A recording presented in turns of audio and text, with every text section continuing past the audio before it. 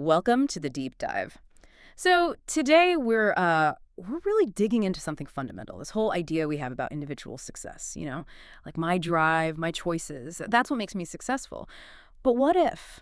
What if the biggest factor isn't even you? What if it's someone like 3 people away from you in your network? It's a huge challenge, isn't it? To that sort of Uh, rugged individual idea. And that's what we're diving into. This amazing research by Nicholas Christakis and James Fowler. They actually mapped out these human social networks. Map them out. Yeah, systematically. And their work just shows pretty clearly how much these unseen social forces shape, well, pretty much everything. Your well-being, your outcomes. It really makes you question that idea of, isolated personal agency. Right. So that's the mission for this deep dive then. Exploring this connected self. We're looking at their source material, all this evidence, showing how things like emotions, behaviors, relationships, even your health, they spread like a contagion through our social ties. Exactly. We want to pull out those key insights. How does the architecture of your social world actually define your success? Okay. And we need to start with that core finding, right? The really counterintuitive one. Absolutely. It governs everything else we'll talk about. Yeah. The influence doesn't stop with your immediate friends. That's the kicker. Their data shows, quite rigorously, that your friend's acquaintance, that's 2 degrees of separation, Uh-huh. and even their friend, 3 degrees, Wow. can genuinely impact your life, your mood, your weight, you name it. 3 degrees. That's it. That's kind of wild. It means success, or maybe failure too, is contagious across a pretty big distance. So if my friend's friend starts, I don't know, saving more money. You become statistically more likely to do something similar, yes. Or feel happier, or gain weight, or quit smoking. It's profound. Okay, so to really get this, we need to break down the 2 main forces they talk about: connection and contagion. Right. Connection's the structure. Think of it as the blueprint. Who is connected to whom? And the details matter a lot. Are the ties strong, weak, reciprocal, redundant? That structure determines how much support you have, how fast information or success or failure can travel. And contagion is what flows through those connections. Exactly, that's the what. Behaviors, emotions, information, even ideas like altruism. Mhm. And they're inseparable, really. The Yeah. connection architecture dictates how far and how fast the contagion spreads. Got it. Structure and flow. Okay, let's dig into that architecture then. What really struck me is this duality you mentioned. These networks, they're like a double-edged sword for success. They can build you up or tear you down. They really are. The sources are full of examples. Yeah. Networks are conduits for both, well, harm and good. Think about historical examples like the vendettas in 1840s Corsica. One murder didn't just stop there. It triggered this cascade of revenge through family and social ties. So the violence itself was socially contagious, spread through obligation. Precisely. And it's not just history. Modern studies show the same thing. They mention research in St. Louis, for instance, showing violence clustering along social lines. Who commits violence? Who becomes a victim? It follows the network structure. It's not just random acts. But then there's the flip side, the positive contagion. Yes, and it can be incredibly powerful. The book talks about altruism spreading, like the story of Kathy, who donated a kidney, not to a relative, but to her best friend's husband. Based purely on that network connection. Entirely. It shows how profound acts of generosity can ripple through these connections. Literally life-saving stuff, happening because the structure exists. So whether it's coordinating harm or good, the organization is key. I like the analogy they used about putting out a fire. The bucket brigade, yeah. It illustrates why structure matters so much. A random crowd trying to douse flames. It's chaos. People get in the way, duplicate effort, self-interest rules. Right. But a bucket brigade, that's structured. Sequential relationships, passing the bucket along. It's efficient, systematic problem solving. Organized flow. If you want collective success in a community, a business, whatever you need, that kind of defined, efficient network structure. Makes total sense for immediate coordinated tasks. But that brings us back to the big one, the 3 degrees of separation. If I know hundreds of people and they know thousands, why does the influence just stop or fade out at 3 degrees? Yeah, this is really the core finding that limits the reach. Christakis and Fowler argue it's down to basically 2 things. One is psychological constraint. We just don't seem to have the brain power, the cognitive capacity to maintain really meaningful ties with more than a few hundred people. You might have heard of Dunbar's number. Right, the idea that there's a limit to stable social relationship. Exactly. So that's one bottleneck. The other is signal decay. Think of it like a game of telephone or photocopying a photocopy. If I tell my friend something important and they tell their friend, and that person tells their friend. By the time it gets to the fourth person, the original message, or the emotional intensity, it's likely faded or distorted. The signal degrades too much. Precisely. So the influence just naturally peters out. And the implication is huge. These relatively tight-knit structures shape not just who you see day to day, but your broader life outcomes. Your friend's friend's friend is, statistically speaking, relevant to your life. Which leads to this concept of emergent properties, right? This feels like the bridge to understanding why my success isn't solely mine. That's a great way to put it. Emergent properties are behaviors or characteristics of the whole network that you can't predict just by looking at the individuals within it. Think of a flock of birds turning on a dime. No single bird decides, okay, everyone turn now. Right. It just happened. It emerges from the interactions. Yeah. Same with a stock market crash. It's not usually one person's decision. It's collective fear emerging from the network interactions. So success or failure can be a collective outcome nobody really intended. Often, yes. And this really complicates our usual ideas about individual responsibility, doesn't it? If my choices are so heavily influenced by people I don't even know, 3 degrees away, how much accountability do I really have for, say, my weight or my happiness? That's the big ethical question hanging over all this. It is. And the research isn't really about assigning blame, but about understanding the causes. If obesity spreads through social norms in a network, just telling an individual have more willpower ignores the powerful environmental context. The takeaway is more about recognizing how society, through these networks, structures outcomes, and how interventions need to consider the collective, not just the individual. Okay, let's make this really concrete. Let's talk about success in terms of health and well-being. This is where the contagion idea gets, well, almost literal. The idea that body weight is contagious. Yeah, this finding really grabbed headlines. It came from analyzing decades of data from the Framingham Heart Study, a major long-term health study.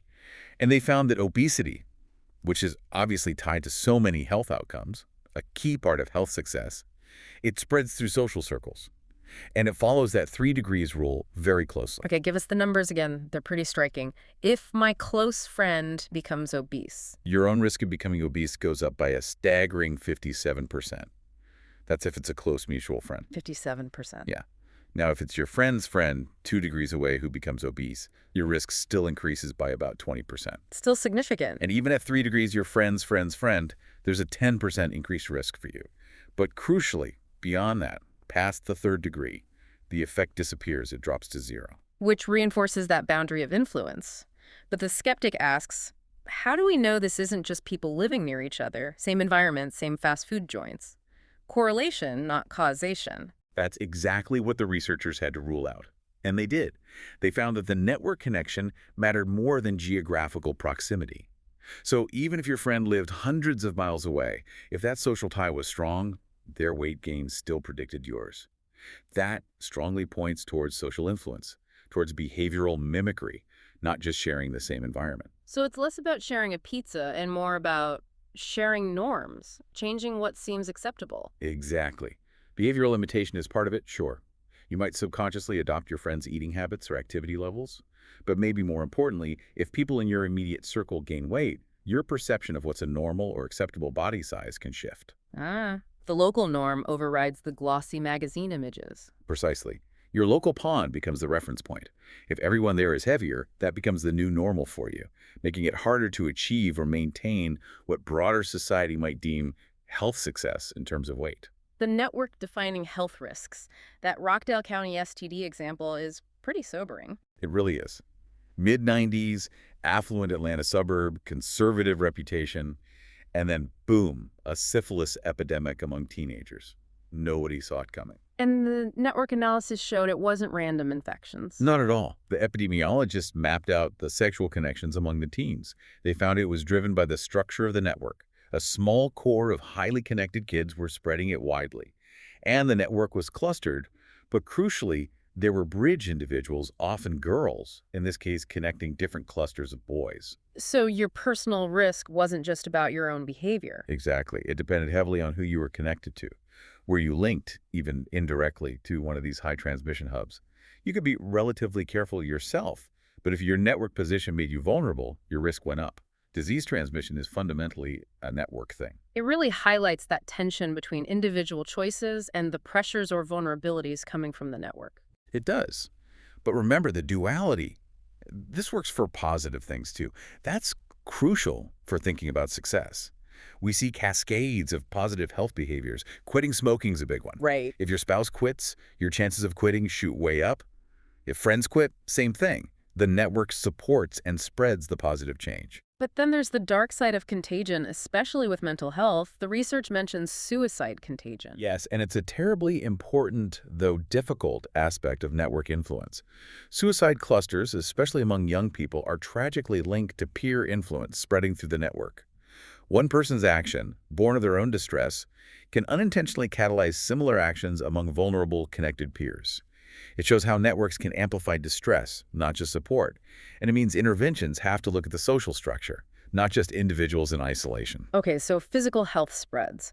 What about emotional success? Happiness, or its opposite, loneliness. Is that contagious too? Arguably even more so. Emotions are incredibly contagious. The research uses a fascinating historical example. The Tanzania laughter epidemic in 1962. The laughter epidemic, what happened there? It started with a few schoolgirls and spread like wildfire through villages. Mm-hmm. Over 1,000 people affected by uncontrollable fits of laughter.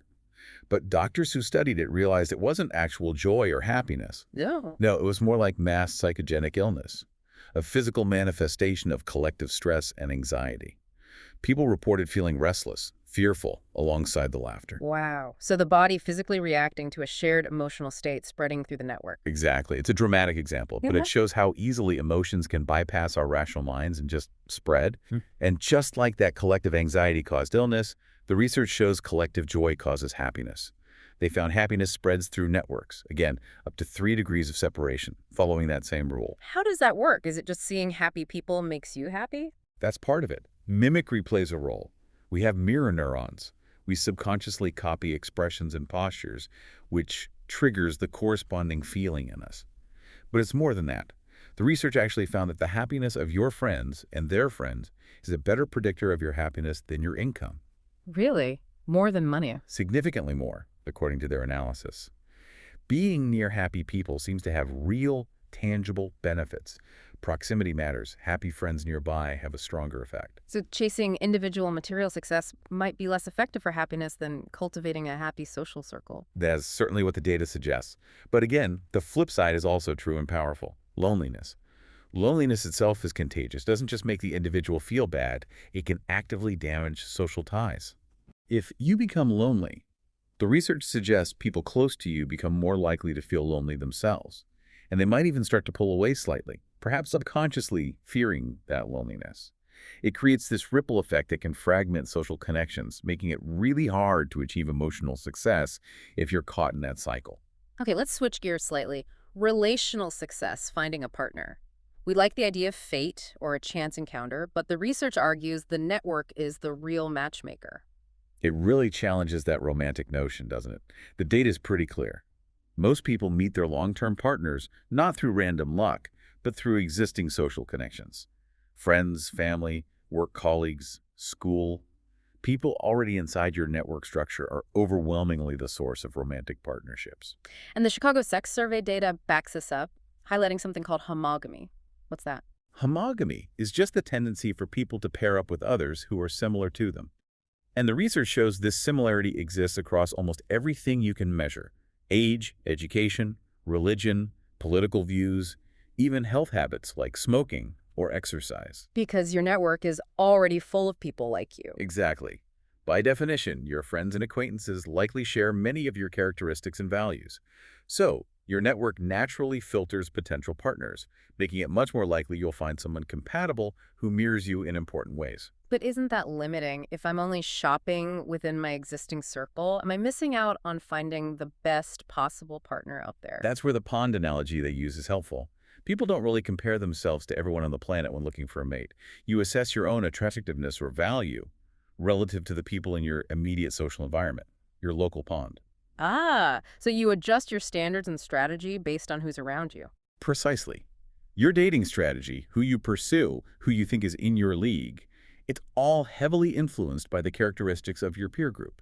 If your network is full of, say, highly educated or wealthy individuals, that sets the bar for what you might look for or feel you need to achieve to be successful in that particular dating market. Relational success becomes relative to your network. Okay, so networks shape health, emotions, relationships. What about the marketplace? Economic success and failure. Absolutely fundamental there, too. The book uses the Northern Rock Bank run in the UK in 2007 as a stark example of economic failure driven by network contagion. Right, the first big bank run in Britain for over a century, people lining up for hours to get their money out. And the crucial point is, the bank wasn't necessarily insolvent at that exact moment. The run wasn't based on everyone suddenly getting detailed financial reports. So what caused the panic? Pure social contagion. Herd behavior. People saw others queuing neighbors, friends, images on the news, and they reacted. The underlying logic became, as the source puts it, if everyone else is doing it, it must be the right thing to do. Fear spread way faster than facts. So the collective emotion amplified by the network had just swamped any rational assessment or official reassurance. Completely. The government tried to calm things down, guarantee deposits. It didn't matter. The fear spreading through texts, calls, word of mouth was more powerful.